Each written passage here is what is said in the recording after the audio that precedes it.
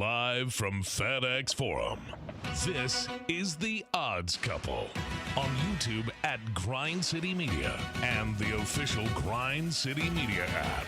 Here's Rob Fisher and Lang Whitaker.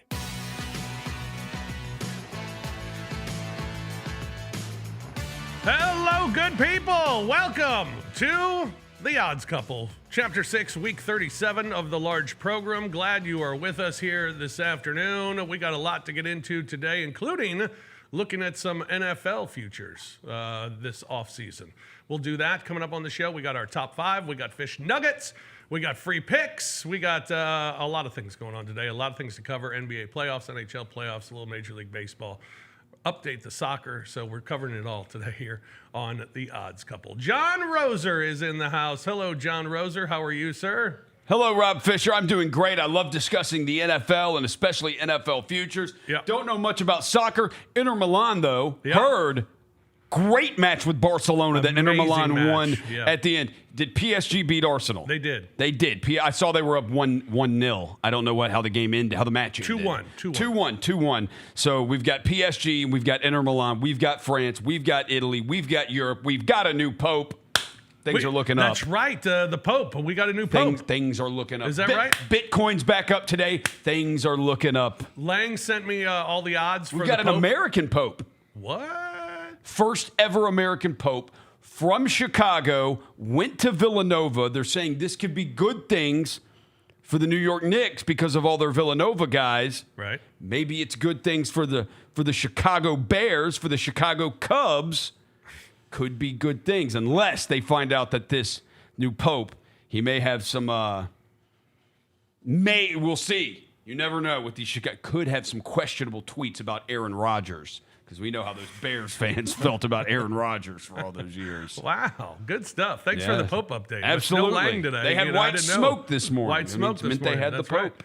Right. Yeah, black smoke yesterday, which meant they didn't come to a And black conclusion. smoke earlier today, too. Oh, earlier really? this morning. And then another round, and they got white smoke. Oh, all right. Holy smoke, we've got a Pope.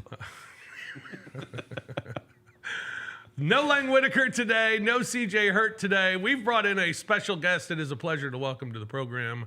You can hear him each and every morning on Sports 56, 98.5 FM with Greg Gaston. He is Eli Savoy, who's also the voice of the Showboats, voice of the Hustle with John Roser. This is wild. We're not at Landers Center. Yeah, I know. It's weird to work with John and not be at Landers. How you doing, man? I'm great. I am. I love the whole Pope thing. I think it'd be cool if we had things in sports that we use, like just we sent out smoke to say it was ready to go. Yes. Like what if the NCAA tournament bracket? That's what the committee did. Like we didn't know that at 5 o'clock we were going to get it. Like we just had to wait, and suddenly the smoke comes out. Like the bracket is ready, and then they unveil it. What That about would be coaching cool. changes? Yeah, like that or anything. That would Like be just fun. hey, like if they're just looking at the top of FedEx Forum, like, oh, did I just see some white smoke? They just made a decision. The Grizzlies have a new coach. Yeah, they've announced their new coach. Some of these instant replay reviews that happen, it's like they take so long, you feel like you're waiting for the white smoke to come out Oh for my them to finally gosh. announce their replay decision. Yeah, no kidding. They could use it for that for sure. Well, thanks for joining us, man. We appreciate it. Hey, I'm looking forward to the soccer talk. Yep. That I'll somehow not be involved in, I hope. And then the UFL talk. I'm here for the UFL. That's right, because no CJ today, so we don't have our UFL update. But the voice of the Showboats is here, so we will have a UFL update coming up later on in the program. But we're going to start with the NBA and the NBA playoffs. And if the playoffs don't start until a road team wins, well, we are underway in the second round of the NBA playoffs. What a shocking development with just one home team winning thus far. That was Oklahoma City last night over the Denver Nuggets. But every other series, you got 1-0 with Golden State and then 2-0 on both series in the East. John, so far, what's been the biggest shocker? I would definitely say it has to be the Boston Celtics being up 20 in both games and being down 0-2. They have led for over 80 minutes in that series against the Knicks. The Knicks have only led for 12 minutes, and somehow the Knicks have won both games. I'm not as surprised by Cleveland and Indiana because you told me no Darius Garland in game one. Indiana wins it. Both of these teams, basically Pacers and the Cavs, were pretty much dead even their last 50 games of the year. I think the Cavs were one game better. Point differentials are very similar. And so then you tell me you get to game 2 and the Cavs aren't going to have Garland again, but they're also not going to have DeAndre Hunter and they're not going to have Evan Mobley, the defensive player of the year. Yeah, okay, I can, maybe not how they lost, but I could see the Pacers winning that game easily. In fact, I would probably pick them.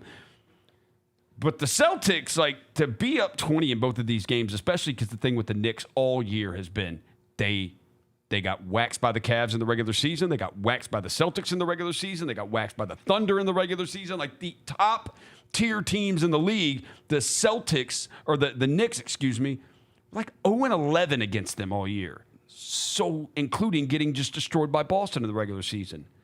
And they're getting destroyed by Boston in games 1 and game 2. And then somehow they win both of them, which, it goes against everything we've seen all year from both teams. That's the biggest shocker, right, Eli? Yeah, I think just even overall, like, you go to just how these teams have lost the games with the blown leads. I mean, for what the end of that game the other night, for Cleveland to lose that game, the series of events that had to unfold from 2 missed free throw offensive rebounds, an offensive foul, a turnover on an inbounds play. I mean, all of those things had to happen, and they all happened. And then blowing 20-point leads. The Thunder in game 1 lead basically the entire night, and then somehow Denver ends up winning that game. I mean, it's just Mark Daigneault decided to make about 15 bad decisions. Yeah, it's just weird that the home teams are losing to begin with, but the way they're losing and blowing big leads and crazy end-of-game things that are happening, that's what's like, what in the world's happening right now? Yeah, it's been shocking, and the way that Indiana won was certainly a shocker as well. But the Knicks, I mean, the 2 defensive stops by Mikal Bridges on the final play of the game in games 1 and 2. First player to ever do that in the final 5 seconds of a game, to have a block and a steal, final 5 seconds of a postseason game in back-to-back games to seal the game was remarkable. I thought I was mostly disappointed in Oklahoma City in game 1 just because what I felt was just pure stupidity down the stretch of that basketball game and how it was coached and managed. I mean, I don't even know where to begin. It was I'm not a believer in fouling up 3, but I'll listen to your argument if you are a believer in fouling up 3, because I know a lot of people are. But not with 14 seconds left in the final in the 5 game. seconds. Right. You do it, yeah. I mean, if there's 3 seconds left and you want to tell me you want to foul, okay, I'll go with that one. But 14 seconds left on the clock, you're extending the game when you have the lead. Yeah. What are you doing? And then the second inbound, when they're going to foul again, they foul right on the inbound instead of letting some time come off and Jokic is off the floor, and you're fouling. I just thought it was mistake after mistake. I expected Oklahoma City to rebound, and boy, they rebounded in a big, big way against Denver last night. Yeah, that looked like the Oklahoma City that we saw against the Grizzlies, like, where they are just relentless defensively. That we saw most of the year. And they get turnovers and they turn immediately into buckets. It's points off turnovers. It's fast break points. That last night was what Oklahoma City is. Like, that's what they can look so much better than whoever they're playing at times. And because Denver basically matched them from the 3-point line. Shot over 40% from 3, made 1 fewer 3, and got beat by 43. Like, normally, if you're going to get beat that badly, they just made 10, 12 more threes than you in the NBA. No, this was even at the 3-point line and still lost by 43. Wow. Yeah, it'll be interesting to see, especially how, because Minnesota in the same situation that kind of Oklahoma City was. Long layoff. The other teams you're playing, Golden State and Denver, did not have long layoffs. They had 1 day between games, so maybe in more of a rhythm, which you usually think the team that's had the long layoff is going to be well rested, except maybe out of rhythm a little bit. That's why you saw the blown lead in the Oklahoma City game 1. You saw Minnesota could never get going at all in game 1, and so you saw the road teams take both those games. Oklahoma City clearly rebounds. They're like, this is not even going to be a question in the final 4 minutes of the game. That's not even happening. So it's interesting to see if Minnesota, if they're similar to what Oklahoma City was last night, maybe not win by 40, but if they win kind of convincingly, especially without Steph Curry, or do the Timberwolves still have trouble scoring tonight? But Oklahoma City, Denver won't be that bad in game 3. But Oklahoma City still may just be like that much better. That much better. Yeah, I agree with you. I think of all the teams that have lost home court advantage, which is every team in every series in this second round of the playoffs, I still believe Oklahoma City's the one that I would pick that I feel most confident is going to win their series. I still believe they're the best team in the league. I still believe they're going to win the NBA championship. So I'm not fearful of that. But who else are you confident of being down in their series? And maybe it has a lot to do with injury. I mean, Minnesota, if Steph's going to be out for a significant period of time? Yeah, I mean, that's the thing. You look at that, you have to believe that Anthony Edwards is going to remember how to shoot the basketball again. Yeah. And he did show, that second half the other night, he did make shots after starting 0 for 10.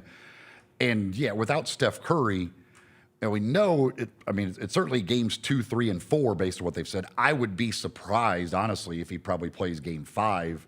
You'd think they'll probably, because there's a 3-day gap in between 5 and 6, they're thinking that's what would be the most likely to be back. So without Steph Curry, can they beat Minnesota? I wouldn't think so. But Minnesota also has to go back. That game, the last game against the Lakers, where the Lakers went small against them, Rudy Gobert dominated because they just didn't have anybody. He has 27 and 24. The Warriors are going small against him. And I know Draymond can guard guys bigger and stuff like that, and they're using Looney some. But Gobert has to be more of a factor in this series against that front line. You need to, because, and I know like Charles and them, they'll say he can't play this series. And we saw that with the Grizzlies when Steven Adams got played out of the series. But at some point, don't you have to be the one that is the make them react to us? He should get every rebound. He just has to dominate the boards to the point where we have to have Looney or somebody out there because we are never going to get a rebound like he did against the Lakers in the last game of that series. Boy, Draymond has been very good this whole postseason of, if you're going to let him take the three at the beginning of the game, he's going to shoot it. And at the beginning of the game, he's knocked down a couple every time. He did it against the Grizzlies in the play-in game where, you just let him out there and he knocks down a couple and you're like, oh, great. It's going to be one of those nights, isn't it? And that makes it difficult. He is, I can take this because I am one of the few Grizzlies people. I love Draymond. He's a Draymond fan. I am a massive Draymond fan. Because some of the talk coming into this was he's got 2 flagrant fouls. He's got 3 technical fouls. He's like 2 flagrant fouls away from getting a suspension. He's also like 3 technicals away from a suspension. And it's Rudy Gobert, the guy he tried to choke out on the court one time. So he was in such control in game 1. And if you just watch him when he is locked in defensively, when Minnesota made a little bit of a run and got it into single digits the other night. And then you see when Draymond gets put back out on that court because he picked up those 2 quick fouls in the fourth that got him 5 fouls and he had to go out for a little bit. But when he came back in, that Minnesota team immediately just could not score anymore. When he is locked in like that defensively, and that's going to be something interesting without Curry, is Brian Anderson for TNT, who's calling the game. He was on with Chris earlier, and he did bring this up. He said, look, they're not a better team without Steph Curry. But they are better defensively without Curry.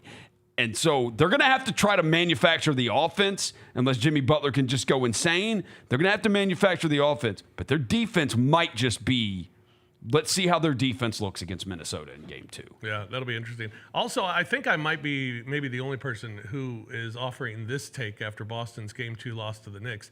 They should have shot more threes. Okay, here's the problem. Game 1, they shoot 60 of them, right? 60. And they missed 45 of them. Lose the game. By what, 1, 2, whatever it was? Mm-hmm. Game 2, because of the whole notion of we've got to go to the basket. We've got to attack the basket. They went away from what they normally do, which is just shoot threes all the time. You lost by 1, you took 40. You took 20 fewer threes. That's, again, much like you feel like Anthony Edwards, eventually Boston's going to hit some threes. They've done it all year long. And to me, if that's you what take they 20 do. more last night, you hit at least a couple of them, and there's your difference in the game. Yeah, you would, again, you can't, they've shot 25% in each of the first 2 games. There's no way that can continue. 25 for 100. And And again, they're losing, one in overtime and another by a point in doing that. So if they get to 30%, like that's the thing. Like I'm confident that Boston comes back and wins the series just because, again, I just feel like it all evens out. At some point, those threes are going to go, and all they got to do is make a few more of them. Yeah, I'm with you. All right, NHL playoffs going on strong, and much like the NBA, the road teams have been dominant in the second round of the playoffs as well, all with the exception of the Toronto Maple Leafs. Toronto Maple Leafs up 2 games to love as they beat CJ's Florida Panthers in those first 2 games, both at home. But the road teams won the other 3. Dallas winning at Winnipeg, Edmonton winning in Las Vegas, and Carolina winning at Washington as well. Have you watched any of the NHL playoffs? I haven't watched much, a little bit here and there, just pieces of it. I did feel for you and the Blues fans the way that was just absolutely incredible, the way that ended. I can't even imagine that. Up 2 with 2 minutes left in Game 7 on the road. That's virtually impossible to lose that game. The one thing that stands out to me, though, in the bracket, you still got 3 teams from Canada, and they're all separated. So the Canadian teams, maybe they could finally break their drought. They're well represented for sure. Edmonton made it last year, but did not win last year. But maybe there's a Canadian team out there that can do it this year in the NHL. Roser, have you been dialed in? I saw some of your game. Oh, yeah. Yeah, I saw some of that. That was depressing. I saw the guy for the Stars, and Devin Walker texted me. He said, "Yo, is this guy awesome?" Mikko Rantanen? And I said, first of all, this is how I know if you probably are good in hockey, is if I've heard of you and I know who you are. And I remember earlier this year, it was a big deal when the Avalanche traded him because the Avalanche weren't going to be able to pay him, or they offered him X amount, like, this is what we're going to offer you. And we're not moving off of it. And it's like, no, he wants this. And it's like, well, okay, if that's all you're going to take, you're not going to take what we're going to offer, we're going to trade you. Because it had been Nathan McKinnon, Cale Makar, and this Mikko Rantanen had kind of come up together on the Avalanche. They were on the Stanley Cup team a couple years ago. So I knew it was a big deal. He's had back-to-back hat tricks. So back-to-back hat tricks. Back-to-back hat tricks. So I knew he was awesome because of that. The only way I know that he was good is, one, I've heard him, but I've also, in the past, when I used to bet hockey first goals, I used to bet him. And I won, I think, once or twice on him.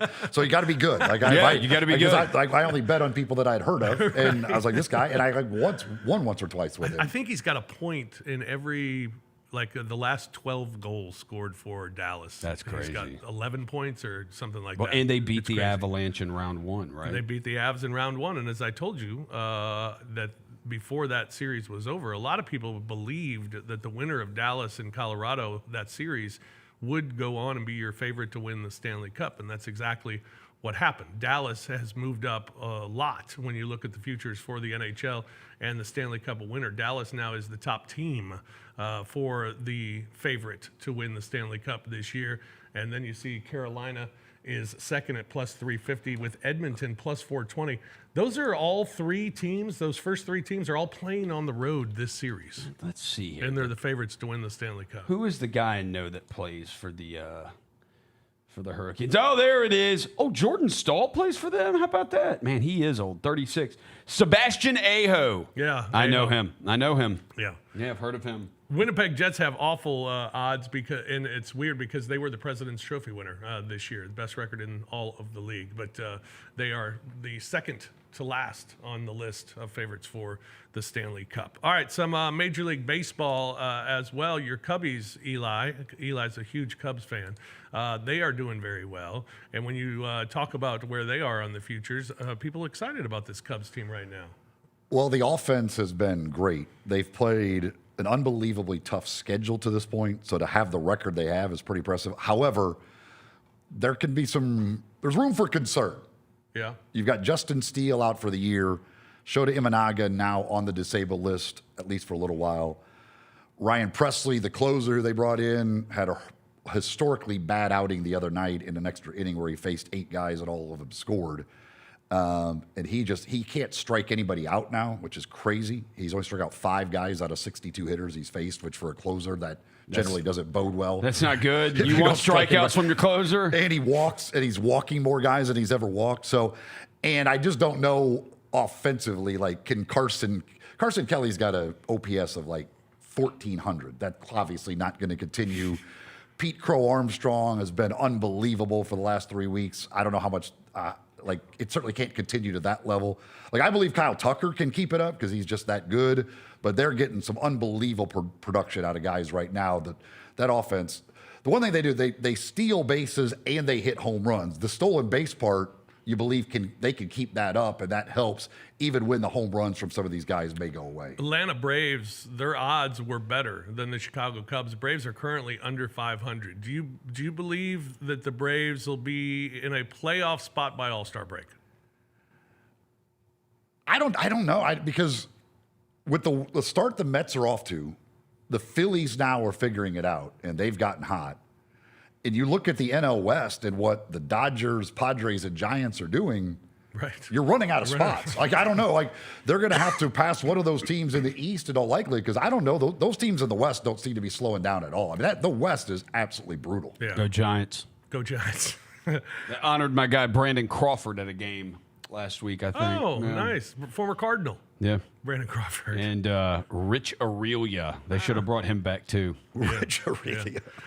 Meanwhile, Aaron Judge, since Monday's program, Aaron Judge's batting average has dropped 23 points. He is down to just a measly 400 now on the season. By the dip. 12 home runs and 34 RBIs. The torpedo bat not coming to fruition for Aaron Judge here in the last week. But he does lead the league in home runs, leads the league in RBIs. Aaron Judge to have a 400 batting average at the All-Star break is now plus 1,100. To bat 400 this season is plus 6,000. And to win the Triple Crown is plus 160. Nobody's ever hitting 400 again. No. It's just with the way they strike out, there's just no way. I mean, Luis Arraez is the modern-day Tony Gwynn, and he won't sniff it. No, it's... I mean, he could get up to 360. I mean, you see like 3 or 4 guys in each league maybe bat 300 every year now. 400, no way. What he's doing is amazing. But again, like it's starting to drop now. At some point, you're going to have that slump. It's dropping, but he's not slumping. I mean, he's got going 1 for 4. Yeah, exactly. And by slump, I mean you're not going to get 2 hits every single night. Like right. So at some point, you're going to have a 1 for 8 stretch, and then a 2 for 12 stretch, and then it's just hard to get it back up. I think I saw somewhere the other day that how many games have we played now? What do we have? 37, 38 probably. That I think it was like 22 games he had been on base multiple times. I mean, that's incredible. The other thing that's how you hit 400. Why is he being pitched to? Like, why pitch to Aaron Judge at all? I don't know. Did the Barry Bonds? Like, just don't pitch to him. Stanton's out of the lineup. Like, there's not. I mean, there's a little bit backing up, but if you're looking at that lineup and say, who's the one guy we're not going to let beat us, it's obviously Aaron Judge right now. The guy's the best hitter in baseball. How about Goldschmidt's having a... Yeah, I mean, Goldschmidt's having a great year batting average. He's not hitting any home runs, like he's whatever. But, yeah, I mean, you look at that lineup, you'd be like, do not let Aaron Judge beat us. Yeah. Whatever. Yeah, but yet he keeps getting pitched to. Unbelievable. All right, we'll take a break here on The Odds Couple. When we come back, we'll recap the soccer action, and we'll look at some football off-season futures as well. Get our thoughts on that. That's all ahead here on The Odds Couple on Grind City Media. Grizzlies fans know it's the team that gives you the edge. Big River Steel does too. And much like the Grizzlies have recruited legendary talent, we want you to be part of our team. Are you ready to be part of something legendary? Then visit www.bigriversteel.com. That's www.bigriversteel.com.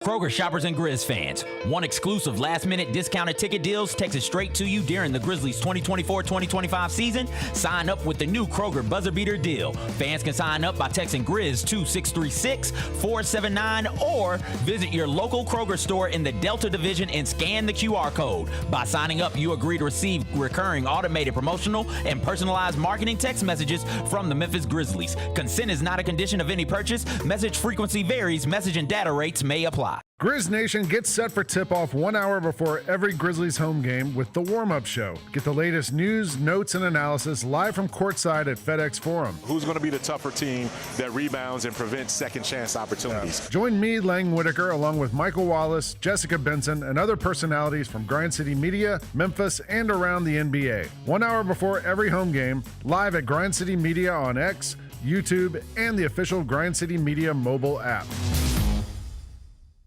We're going to Let's do do our, it. our pick six favorite Outkast songs in honor of Outkast being inducted into the Rock and Roll Hall of Fame. Elevators is the most creative. Me and you. Yes. Your mama and your cousin too. Every time I hear somebody say me Sitting and on you, a- I just go to the next one, right? Get all of your HBCU sports and culture news by tuning in to HBCU Huddle with CJ Hurt and Mike Wallace. New episodes drop every Thursday on grindcitymedia.com, YouTube, and Spotify. Welcome back to The Odds Couple on YouTube at Grind City Media and the official Grind City Media app. Here's Rob Fisher and Lang Whitaker. All right, just looking at more information on the Pope. Cardinal Robert Prevost is our new Pope. He'll be known as Pope Leo the 14th. Pope Leo the 14th, first American. I believe, if I remember correctly, that Leo, I think, was like plus 600, I think. Yeah. From the odds. I was just trying to look that up. I'm happy to have a guy from Chicago, though. That's good. Yeah, how about that? Let's see. Shout out Chi-Town. Yeah, the Italian guy was in the top spot. The Italian Cardinal was in the top spot of the odds. Okay.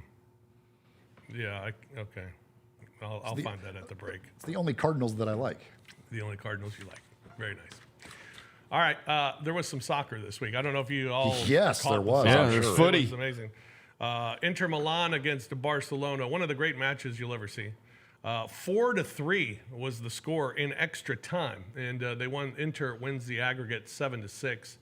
PSG, they win their game 2-1.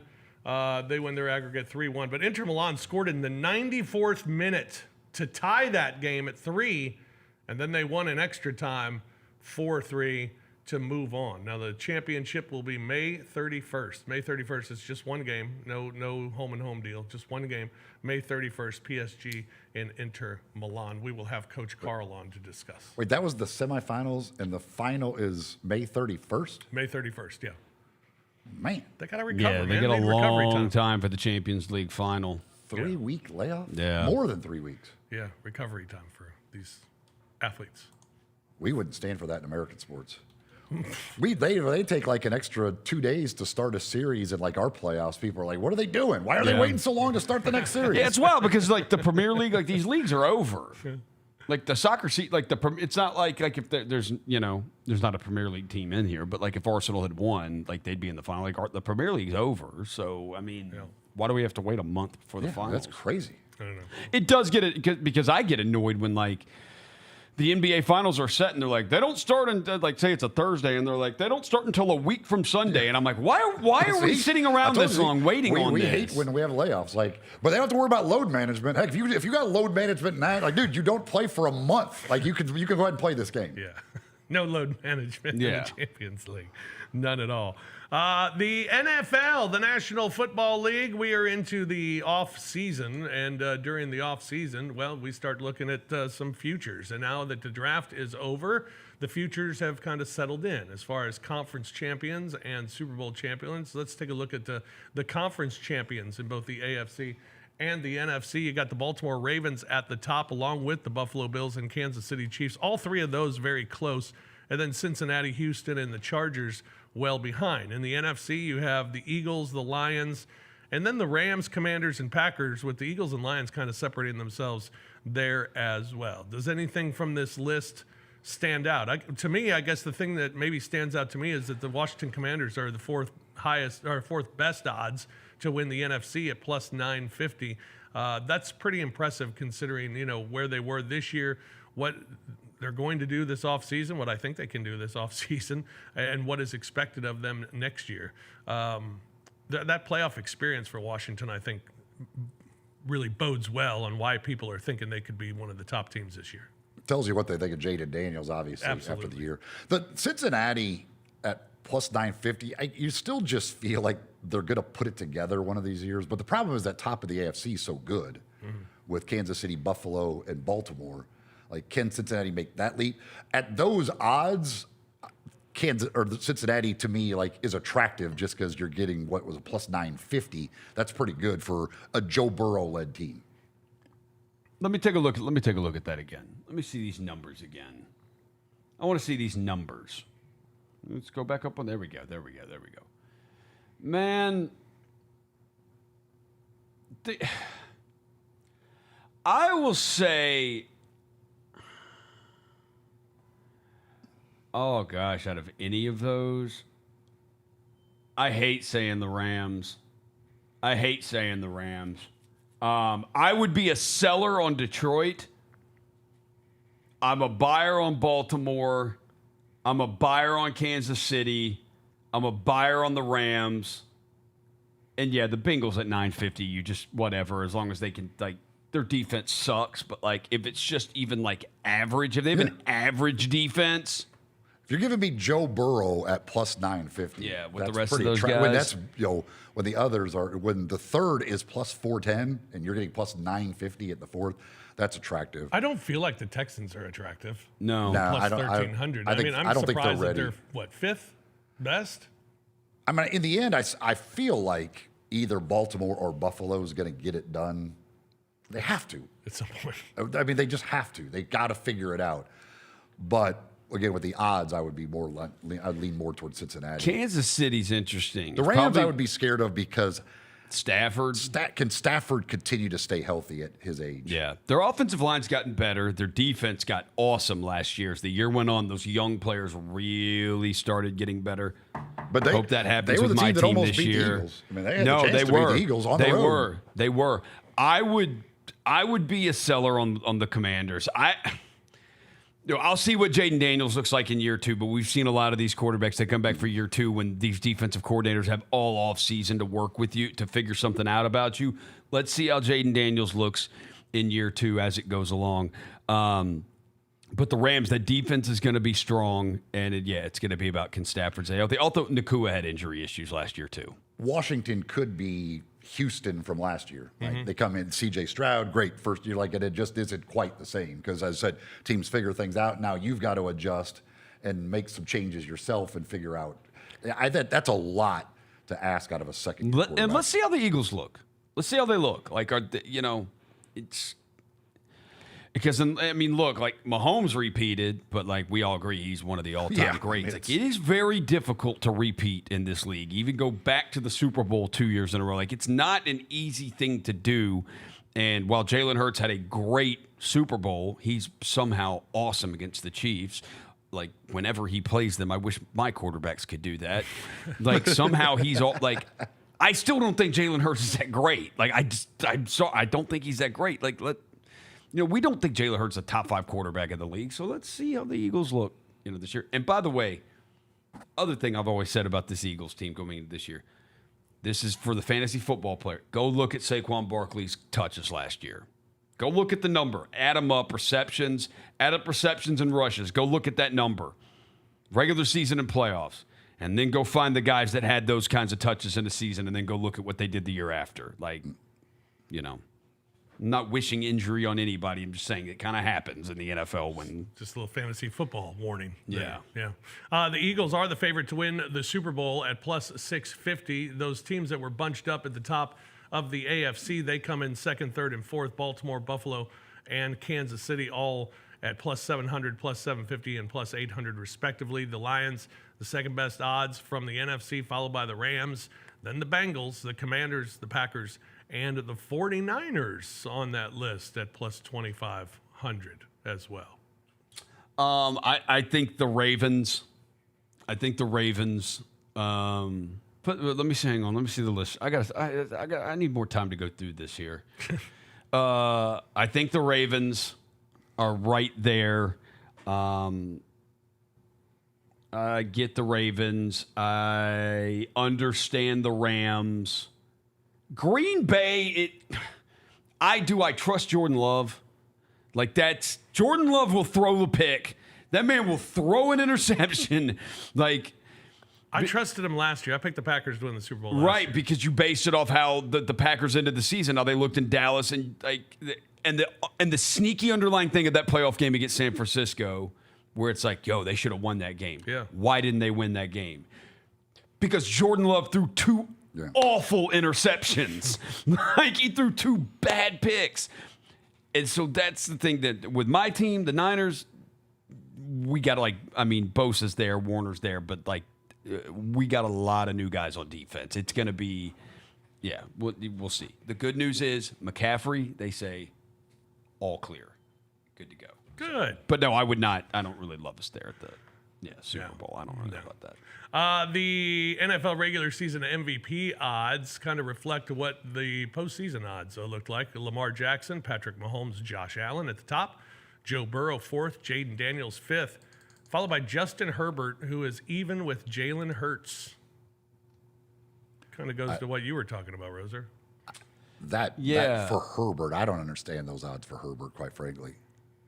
Not with a Jim Harbaugh offense. I just they're going to run the ball. Like I just don't see Herbert putting up the numbers to win MVP, especially over those other guys. Yeah. Like you know what Josh Allen's going to do, Lamar Jackson's going to do, and these guys. Like how I just don't see how Herbert could possibly put up the numbers to win an MVP. Yeah, I don't either, especially with what they've added in the offseason. They added more running backs. Yeah. They drafted more running backs like that. It's the Greg Roman's offense. He goes back and forth between the Harbaughs. So it's Greg Roman's offense. I don't see the quarterback. I don't see Herbert probably winning MVP. The Chargers as a whole could be a better team, though. They really could. Like just second year Harbaugh system, you're going to be tougher. So I can see that, but I can't. Where was Dak Prescott on there? Not on that list. Not on that list. That's a shame, right? Because Eli, according to my counterpart every day, Chris Vernon, he thinks you guys might be Super Bowl bound now that George Pickens is there. He says, watch out. With the acquisition of Pickens, if they can keep George Pickens happy, which is saying a lot. That's a lot. Making him the number 2 receiver and keeping him happy. But if they could keep him happy, he's a perfect other side to CeeDee Lamb. Oh, it's amazing. And they like to throw the ball deep. That's what Pickens does. Like, Dak could put up some huge numbers. Massive numbers with those two put receivers. Up massive numbers. Dak is plus 4,000. Yeah, so and if he does that and they start winning games, then certainly in an MVP thing, just because it could just be huge numbers. I think you guys are going to be better than people think this year. Again, it's going to come down defensively. Will. Can they stop somebody from running the Dak's football? Good.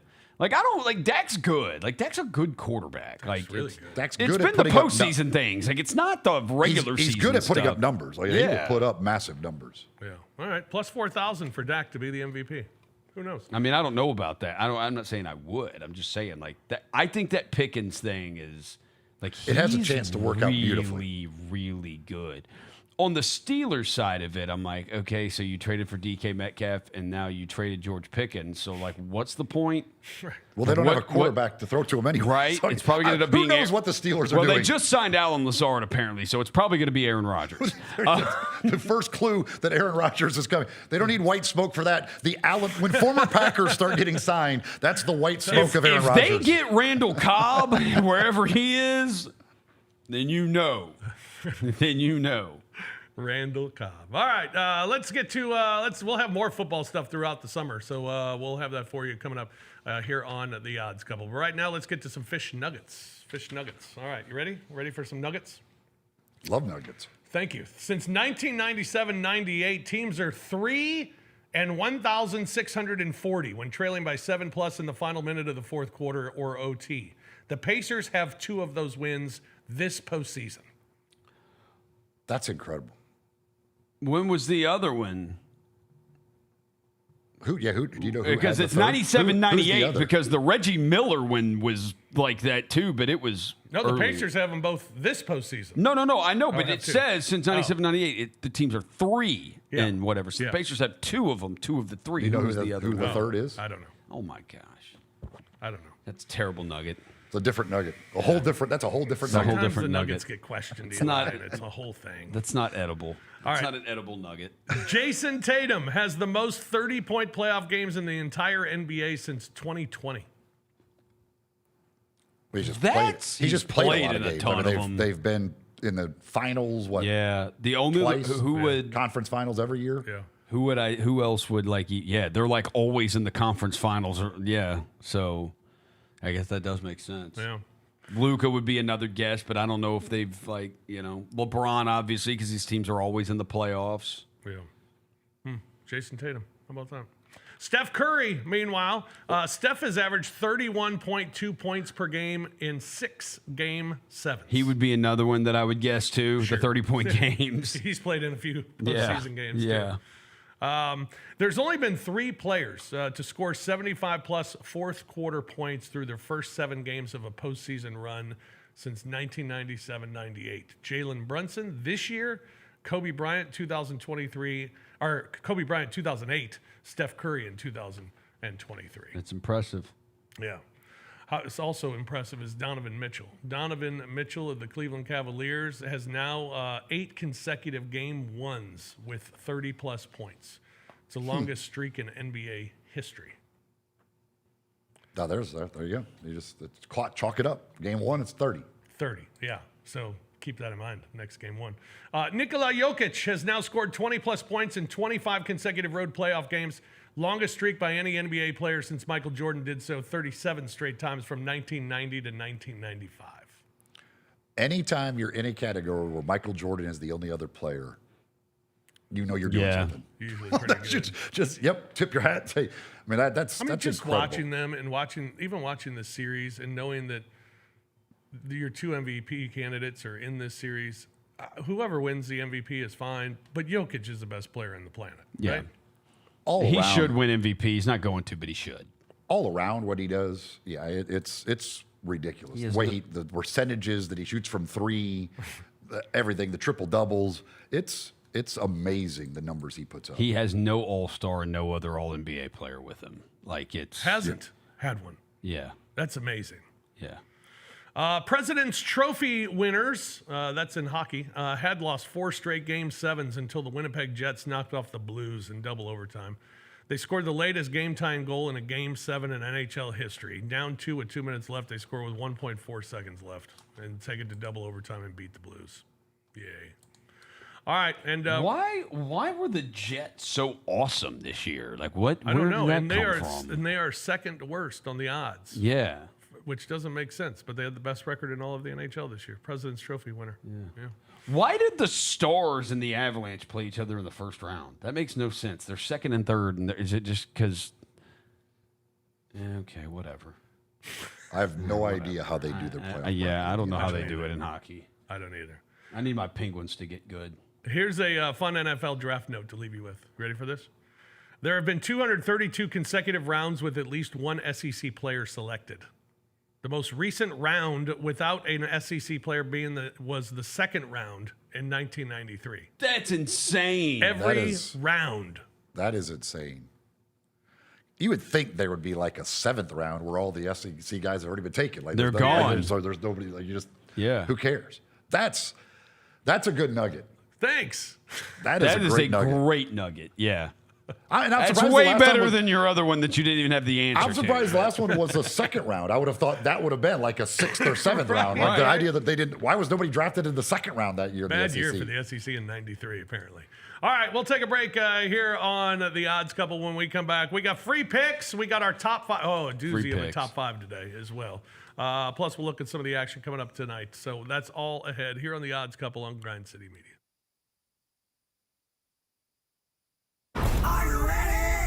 Creed.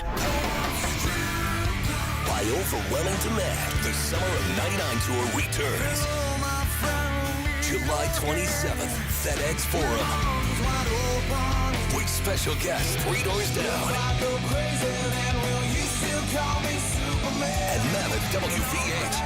Tickets on sale now at livenation.com. Creed returns, the Summer of '99 tour. Shinedown. Dance Kid Dance Tour. Live in Memphis. FedEx Forum, Saturday, August 30th. With special guests, Bush and Morgan Wade. Get tickets now at LiveNation.com. Shinedown, live in concert. For more, visit Shinedown.com. This week, we're going to run down the hits and the misses from WrestleMania 41. The main event, NXT title on the line, Obafemi versus Trick Williams versus Javon Evans. One of the greatest triple threat matches I've ever seen in my life. I'm shocked. And it made history because it's the first time there's 3 black men highlighting the NXT pay-per-view. Okay. That was dope too. Tune in to Grind City Wrestling weekly on the Grind City Media app and on the Grind City Media YouTube channel. We're going to do our pick 6 favorite Outkast songs in honor of Outkast being inducted into the Rock and Roll Hall of Fame. Elevators is the most creative. Me and you. Yes. Your mama and your cousin too. And I can't, every time I hear somebody say me and you, I just go to the next one, right? Get all of your HBCU sports and culture news by tuning in to HBCU Huddle with CJ Hurt and Mike Wallace. New episodes drop every Thursday on grindcitymedia.com, YouTube, and Spotify. Welcome back to The Odds Couple on YouTube at Grind City Media and the official Grind City Media app. Here's Rob Fisher and Lang Whitaker. Welcome back, everyone, to The Odds Couple. Lang is out today, CJ out today, John Roser is here, and Eli Savoy joining us, kind enough to join us here this afternoon as well. Don't forget The Odds Couple comes your way each Monday and a Thursday at 2 o'clock live on the Grind City Media app and the Grind City Media YouTube channel. So you can tune in for that each Monday and Thursday. All right, each week at this time, we do a top 5 list. Now, I was taking my kids to school last week, and I dropped them off, and I did what I do every morning. I turned on Sports 56, 98.5 FM, and I hear Greg and Eli talking. And you brought up the one gorilla against 100 men, which I don't know if you've heard, but there's a thing going on about a gorilla against 100 men. Who would win? And you were talking about it, and the best thing about it was that Greg didn't know what you were talking about. Yeah, which I didn't think was possible because I thought, like, I had heard something about that seemingly every day for like the week leading up. Like, there's this constant conversation about it. And it turns out, apparently, these are conversations you have regularly during Grizzlies games. We used to back in the days. There was a lot of conversations. We had a lot of weird conversations at various times about winning fights and doing different things. We used to talk a lot about a grown man. How many like 5-year-olds could you fight and win? Like how? At what point? We never got in. We never thought of 100 men versus a gorilla. We were usually little children versus a grown man, and how many could do it. But I like the concept of the gorilla versus grown men is an interesting because I don't know I know gorillas are big and strong and mean. I don't know though how many guys it would take to take down a gorilla. I don't know. But if we're going to take down a gorilla and we wanted to use former Grizzlies players, who would we use? That's our top 5 for today. Top 5 Grizzlies of all time you'd want on your team when taking on the gorilla.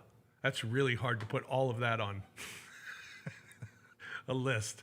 Here's mine. I go with Darko because he's crazy. You got to have the right amount of crazy. I'll never forget one time in the locker room, I asked Darko what his plans were for the offseason, and he said he was going to go back to Kosovo. And it was a war territory. And basically, he wasn't allowed to go back to Kosovo. And I said, well, why? How are you going to go to Kosovo? You're not allowed in. He said, oh, my friends and I, we'll get a bus. We'll get in. Yeah, no, It was at that point that I thought, I'm so happy this guy likes me because I want to be on his team. It was at that point you said, if I'm fighting a gorilla, that's my guy. My guy. Yeah. Yeah. So Darko, we got him number 1.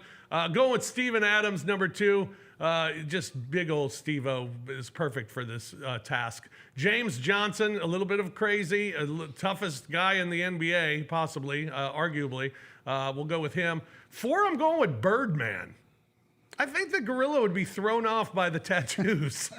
so I think Birdman might be able to sneak attack. And then I'm going with Zach Edey.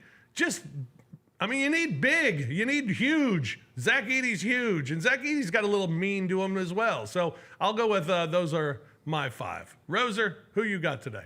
I am going with, first of all, solid list, Fish. Steven Adams, obviously. I think we're all going to have Steve-O on our list for obvious reasons. I don't think there are many. First of all, he's not even American. He's from New Zealand. As you will notice my list, there are no Americans on this list because I think we are way too soft as a society. So I am going no Americans on this list. I don't think any Grizzlies, former Americans, would be good against an actual gorilla. But I will go with Darko Milicic, who, yes, as you told your story, he also has a Serbian soldier tattooed on his shoulder. That right there, like a guy just holding an AK tattooed on his body. He said, you can get a tattoo. What do you want? That's the one you choose? I want nothing to do with that guy. He's got a different level of just crazy in him. I'm going with Jonas Valanciunas, who hunts wild boar with a knife. Okay? So again, there's one other. Andres Nocioni used to do this. He's Argentinian. Also, what does that mean? Not American. So, Jonas Valanciunas. I'm going with Jake Sokolidis, and I'm going with Cesare Trebansky. You're going length. I'm going all Eastern Europeans. These guys have probably climbed mountains and encountered bears at some point in their life and are not afraid of them. So these are the guys I want to take down a bear. I think Steve would be like, oh, mate, a bear? You're not taking down a bear. You're taking down a gorilla. A gorilla. Oh, yeah, a gorilla. Whatever. Still a large animal. It is a large animal. That would be also 100 men versus a bear. Another conversation to have. We're doing that list next week. Yeah, another conversation to have. Totally different people. Yeah, no, this is my anti-American. The Americans, we are not beating up a gorilla. We're not doing that. No. We're too soft. Eli, who you got? Well, again, like Steven Adams has to be a standard. Like he's just huge, tough. Like you have confidence in Steven. I got Kenneth Lofton Jr. Get big. I want big. I need some big. He's big. He's got the barrel chest like the gorilla. Like I feel like he can get in there and scrap. James Johnson, he wins every year the poll of the players as the guy they don't want to fight. Right. The dude's got the black belt in something or another. Like I want big, but I also got to have some guys who can do the work, do the fighting, and he's going to kick and punch and all that stuff. Darko, as you guys like. There's got to be a little bit of crazy. You don't want the guy backing down, like scared of the gorilla. Darko's not scared of the gorilla. No. And then the last one, I went Jay Crowder. I wanted another guy who wasn't the huge, slow guy, like a little bit of speed, but also very tough. And I think Jay Crowder is very, very tough. So I threw him in there as another. He and Johnson are going to kind of do the work while the big guys try and hold the gorilla. Yeah. There you go. I thought about Lance Stevenson, by the way. Lance Stevenson. I think he would run away. Born ready. He's born ready. I think he was born ready to fight a gorilla. He'd blow in that gorilla's ear. He would. He's not afraid. I thought about Lance Stevenson, but I gave Jay Crowder the nod over Lance. He would blow in that gorilla's ear, and then he would die. That gorilla. Do you know how strong a gorilla is? Like, I think some people don't realize how strong a gorilla is. No, he's going to rip you limb from limb, most likely. Yeah. The first, however many, are going to get ripped limb from limb. Yeah, and then you just got to figure out, do you have enough left? When does the gorilla get tired? Yeah. It's a war of attrition. It's just why I don't think any American is. I just think the Americans were way too soft. One of the things I remember, we used to do this a long time ago. We used to have the debate lion versus bear, and who would win. And there are personality traits here. Like bears typically they go away, they shy away, and they will run away. Whereas a lion will hey, I'm going to go attack you head on. Like I've watched videos, lions try to take down giraffes. They'll jump on a giraffe and try to take it down. Like level of crazy there, right? With a lion. But I did have somebody from the zoo straight up tell me, they said, the most dangerous animal is the polar bear. They said, not a grizzly bear, a polar bear. Said a polar bear's claw, like that will crush your skull. Cave your skull in. They're big old like boys. A swipe from a polar bear. So they said that's the one that you don't ever. All right. 100 men versus a polar bear. They also have a cold. I'm taking the polar they're in bear. cold air. It's cold. It's way too cold for me to do They this. can swim. Yeah. They're athletes. They're Definitely athletes. Not getting in that cold Real water. athletes. The polar bear just get in the water. Like, you guys want to jump in this cold water? What is it? What is it? A decathlon? Yeah. Yeah, the polar bears are decathletes. All right. Now, normally at this time of the show, we do our UFL update with CJ, who is going to then tell us how he's doing betting the UFL and will give us the bets for this weekend. But he's not here. But we do have the voice of the Showboats here. Showboats are in action Mother's Day this Sunday, taking on the St. Louis Battlehawks at the Liberty Bowl. Simmons Bank Liberty Stadium. Simmons Bank Liberty Stadium. Sorry. Showboats have had a couple tough ones, but CJ tells us their defense is really good. Yeah, defense has been good. The problem with their defense has been fantastic, except they never get turnovers. They have one turnover, one takeaway. In 6 football games, they've got one takeaway. Wow. And that was an interception, which the guy went out of bounds at the half-yard line. So talk about creating a short field. The only takeaway they got, they started at their half-yard line after the takeaway. Oh. It's just bizarre, but they've been good. And they just, for whatever reason, they force some fumbles. They never recover the fumble. It's been weird as far as that is concerned. But yeah, the defense has been, for the most part, pretty darn good. And the offense the last couple of weeks has certainly done some good things. But the other side has been the offense has made the big turnovers. They've given up 3 defensive touchdowns, and each one of them has been huge in losing a football game. Right. All right, let's take a look at the standings for the UFL. There you see Memphis at 1-5, and they'll be taking on St. Louis. St. Louis in the XFL division. They are 4-2 on the season. And this one will be here in Memphis. What do you know about St. Louis? St. Louis is good. Their defense is really good. They rush the passer. They get after the passer, and they're offensively haven't been as explosive as they've been. They run the ball a lot. They focus on running the ball a lot more than they have in the past when A.J. McCarron was the quarterback. But they're winning at defense. Like last week, they scored 12 points, but their defense just absolutely got after it and got after quarterbacks. So it's going to be up to the offensive line, which for the Showboats, last year the offensive line was a disaster. This year it's been pretty good. They haven't given up many sacks, although they did give up a big one last week that was a forced fumble return for a touchdown. But they're going to have to, it'll be a challenge to protect the quarterback against St. Louis. All right, and in our free picks, you have a UFL pick coming up. I do indeed. All right, cool. Tonight, though, we got NBA action. Tonight, just one game in the NBA as Minnesota takes on Golden State. No Steph Curry for the Golden State Warriors. Timberwolves bounce back tonight? Again, without Steph Curry, you would think so. I would expect Anthony Edwards to have a big game tonight, and they bounce back. All right, Roser? Go Warriors. Go Warriors. Go Warriors. I think the Wolves will probably win, but go Warriors. The love of Draymond is sickening. Sickening. I love Jimmy Butler, too. One of my favorite players in the league. Oh. Yeah. Why don't you just go be a Warriors fan then, John? I'm already a Niners fan, and I like the Giants, too. Oh, goodness gracious. All right. NHL playoffs tonight. Got a couple of games on ice tonight. You got the Carolina Hurricanes. They're up 1-0 over the Washington Capitals. And you have the Vegas Golden Knights. They are down 1-0 against the Edmonton Oilers. I like the both dogs in tonight's action. I like the Caps plus 130 against Carolina, and I like Edmonton plus the 120 against Las Vegas tonight. Both underdogs on the ice. That's crazy for the home team down 1-0 to be the underdog in game 2. Normally you expect them to even it out at home. That's why I'm taking it. I mean, virtually, that's the exact reason why I'm taking it. You're down 1-0. You're the home team, and you're giving me plus money. Yeah.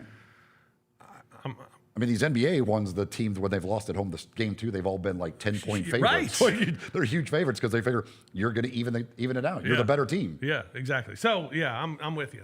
So I'm going Caps and Edmonton tonight. A couple of other free picks for me tonight. I'm going with Philadelphia. In Tampa Bay tonight. Tampa's lost 6 straight at home. Philadelphia, Jesus Luzardo on the hill. He's got a 1.94 ERA. And then I'm taking the Dodgers minus the 1.5 at Arizona. That'll be plus 105, plus money if you give the run and a half. Yoshinobu Yamamoto on the hill. His ERA is 0.90 for the Doyers. He's going against Brandon Pfaadt, so it should be a good pitching matchup. But I'll take the Dodgers. Roser, you got a free pick? Yeah, we're gonna take the. We're going to take the Atlanta Braves tonight only because the Yankees aren't playing, so I can't take the Yankees and Aaron Judge hit a home run.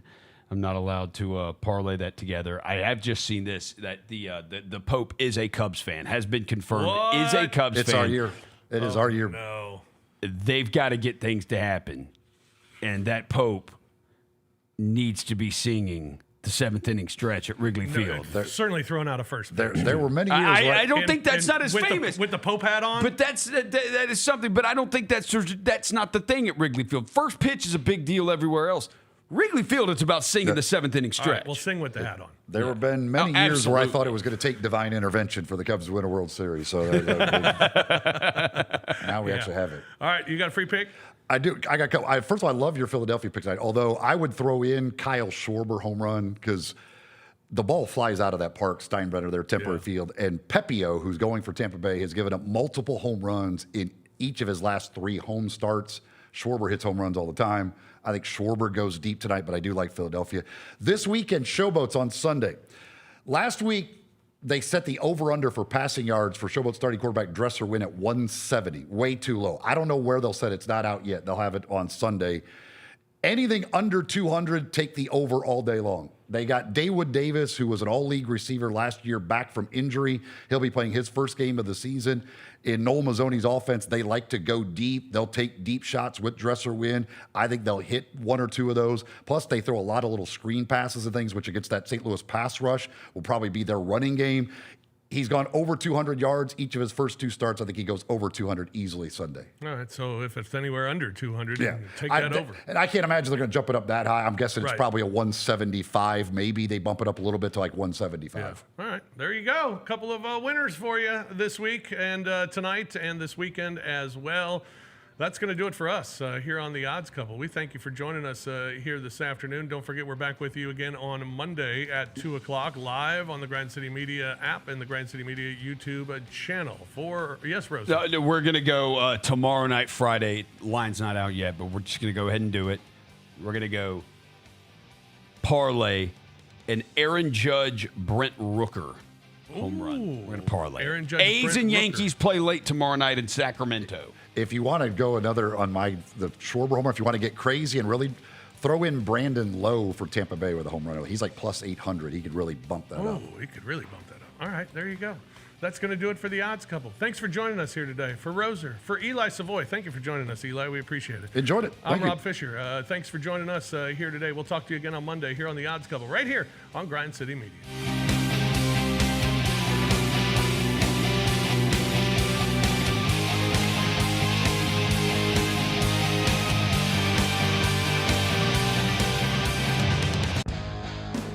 Grizzlies fans know it's the team that gives you the edge. Big River Steel does too. And much like the Grizzlies have recruited legendary talent, we want you to be part of our team. Are you ready to be part of something legendary? Then visit www.bigriversteel.com. That's www.bigriversteel.com.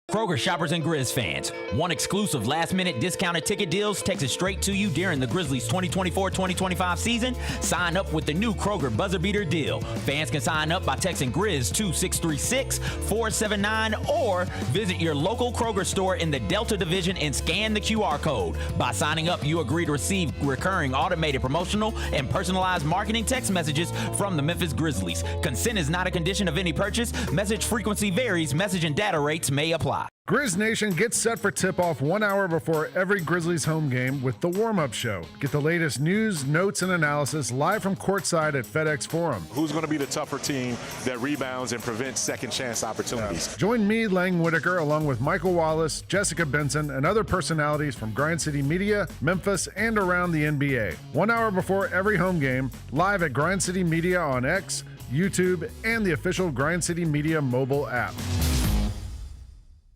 We're going to do our pick six favorite Outkast songs in honor of Outkast being inducted into the Rock and Roll Hall of Fame. Elevators is the most creative. Me and you. Yes. Your mama and your cousin too. Every time I hear somebody say me and you, I just go to the next one, right? Get all of your HBCU sports and culture news by tuning in to HBCU Huddle with CJ Hurt and Mike Wallace. New episodes drop every Thursday on grindcitymedia.com, YouTube, and Spotify.